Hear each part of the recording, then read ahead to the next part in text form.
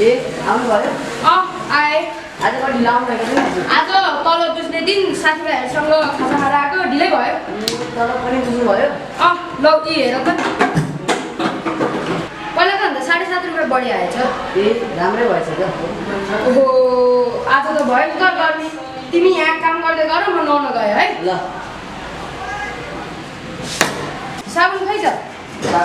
केको साबुन साबुन त सकिसक्यो अनि साबुन बिना कसरी नुहाउने हो सबै गरीबले साबुनै नखोज्छ भन्ने हुन्छ खरानी पिर्दैमा हुन्न सबै गरिब साबुन बिना नुहाउँदैनन् भनेर हामी पनि गरिबीलाई सुसुमाएर बस्ने हो त के सही हो त ल भइगयो अहिले बजार गएर साबुन लिएर आउनु होला नुहाउनु होला ल अहिले जा मलाई गर्मी नै भइसक्यो बजार गएर आइहाल्नु ल जा बाबा म नि जान्छु ए ल हिँड न त लाउनुहोस् सामान किन्छु के हो यो सामान किन्छु ए ल यिनीहरू पनि बजारमा गएर किन्ने हो हजुर ए ल त्यसो भए हिँड्नु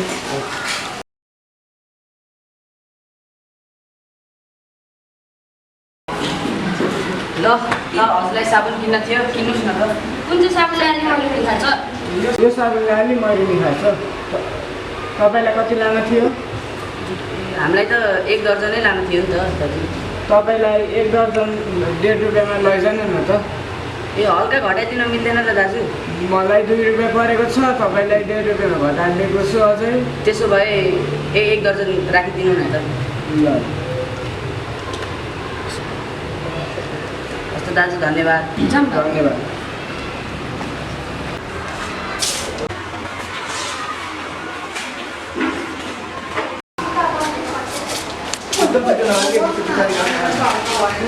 हामी पनि आए तिमी पनि आए चौबिस अनि बजार आउने के काम गरेछ त नि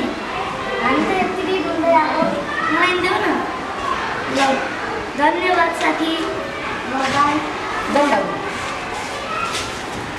सस्तो आलु हेम्चाको आलु सस्तो एकदमै आलु हेम्चा ए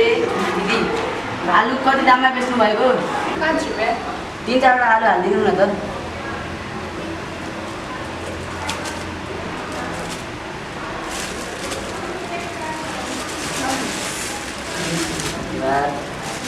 जाम बाबु जामा मम्मी माछा खाने खाने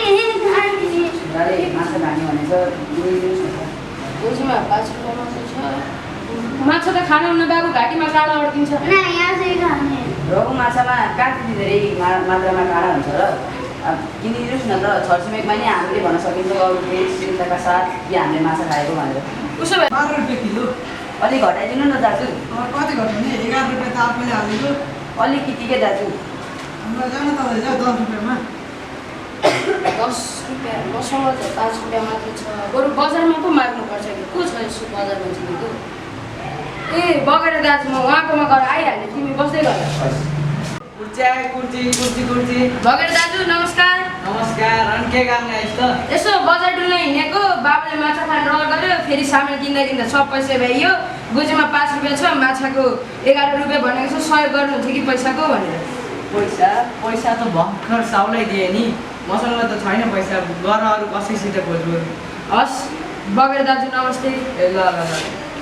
पैसा पाउनुभयो त बगेर दाजुकोमा गएको उहाँले त पैसा साउलाई दिइसक्नु भएछ बरु तिम्रो चिनेको कोही छ कि यो बजारमा मैले चिनेको मैले चिनेको हुनुहुन्छ नि त यतै कतै शोभा दिदीको घर छ म त्यहाँ पुगेर आउँछु नि त ए हस् गइहाल न त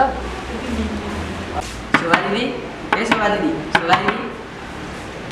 ए तपो अस्तिको पैसा फिर्ता दिन आइस कि क्या हो अस्तिको पैसा फिर्ता त होइन हजुर औषधि किन्न पैसा नपुगेर हसँग अलिक सहयोग माग्न आएको एहे अझ अस्तिको पैसा फिर्ता दिनु त कहाँ छ अझै पैसा माग्न आइस कुकुरलाई मासु पैसा दिए जस्तो फिर्ता आउने होइन के अरे त्यस्तो नभन्नु न दिदी म तपाईँको अस्तिको पैसा र आजको पैसा भोलि नै फिर्ता दिनेछु ए ल एकछिन पक हेरेर आउँछु अनि ला पैसा भोलि नै फिर्ता दिनु नि फेरि नराम्रो हुन्छ ल हस् दिदी अब तपाईँको यो गुण म कहिल्यै भुल्ने छैन दिदी ए ल जा हस् दिदी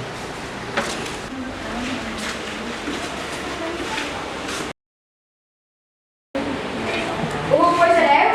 हजुर ल्याएँ ल यो सामान ल किनिदिनु न त अब हुन्छ ल दाइ यो माछा दिनुहोस् न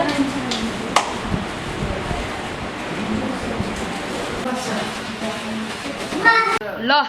माछा नि किनिहाल्यौ अब यो माछा चाहिँ मिठो गरेर 1 महिनासम्म जिब्रोमा झुन्डिने गरेर पकाऊ। बरु त्यो शोभाको पैसा चाहिँ भोलि नै दिइहाल। शोभाको पैसा चाहिँ कसरी तिर्ने त? त्यो औषधि किन्नको लागि राखेकोबाट देऊ न। ल ल